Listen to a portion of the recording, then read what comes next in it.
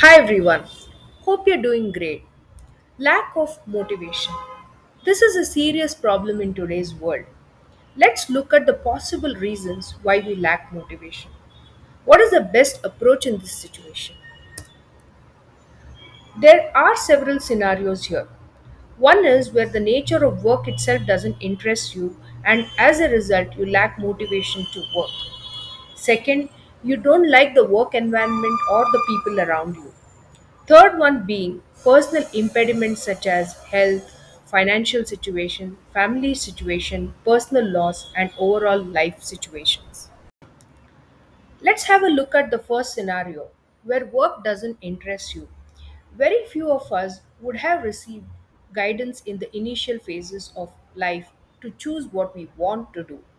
However, most of us are forced to pursue a certain kind of work. In most cases, there will be options to slightly modify the work we do on daily basis. By looking at it closely, one may be able to arrive at a scenario where one is able to gather and build motivation to a certain extent. Let's say one has landed in a scenario where work seems okay. However, the work environment, work culture, and people don't suit an individual. In such scenario, it is better to see if there is any chance to rework on building better relationships at work. Open communication can help in certain situations, or if it is to do with the work culture or remuneration for that matter, one can try to discuss the situation with the employer. Despite trying to deal with these issues to the best extent possible, if there seems to be no possibility of any change, one can consider trying to look for fresh opportunities.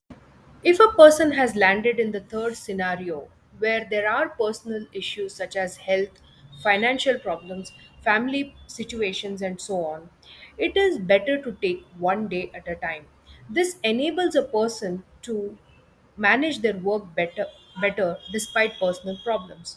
In such scenario, it is better to take as much time for oneself as possible to understand why life is seeming to be out of control. Only by deeper understanding can one possibly come out of any bad situation.